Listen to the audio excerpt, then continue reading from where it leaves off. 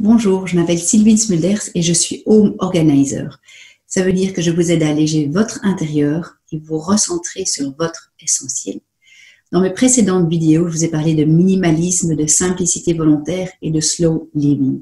Ce qui est en commun entre toutes ces différentes philosophies, c'est moins mais mieux. C'est-à-dire, quand on a moins de choses, on a tendance à ressentir plus de gratitude, plus de joie, et vivre de manière frugale permet de se sentir plus libre. Aujourd'hui, j'ai envie de vous parler du bonheur et la liberté de vivre dans un petit espace. Et pourtant, la société nous impose un modèle de réussite où il faut une grande maison avec une grande voiture. Comme nous dit Alain Souchon dans sa chanson Foule sentimentale, on nous fait croire que le bonheur, c'est d'avoir. Est-ce que vous vivez dans un grand espace ? Si oui, est-ce que c'est par choix ou plutôt parce que c'est le modèle que la société de consommation nous impose ? Au plus profond de votre être, qu'est-ce qui vous rend vraiment heureux ? Comment ressentez-vous le fait d'avoir un emprunt sur les épaules pendant 1 voire 2 décennies ? Vivez-vous dans le stress du futur ?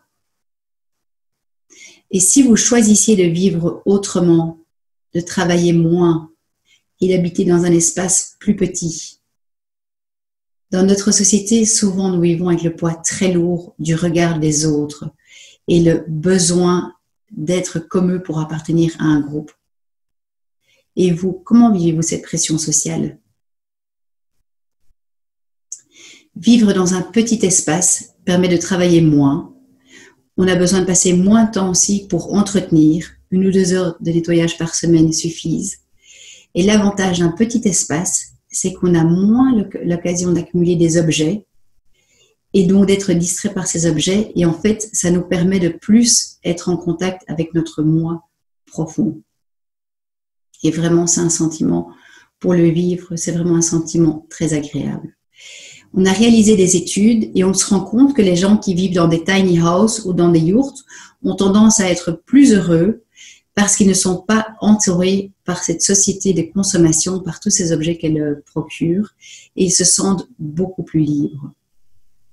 Et c'est vraiment impressionnant en fait que notre société de consommation nous enchaîne dans des systèmes de valeurs dont nous n'avons pas conscience et qui peuvent rendre notre vie difficile et compliquée parce qu'on se sent obligé de suivre ces schémas.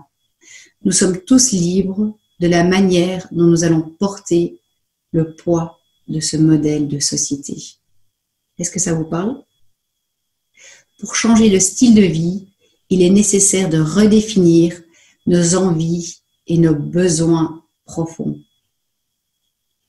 Habiter dans un petit espace, c'est bon pour vous, c'est bon pour votre portefeuille et c'est bon pour la planète. N'hésitez pas à partager cette vidéo s'il vous a plu et à bientôt pour de nouvelles aventures. Merci de m'avoir suivi.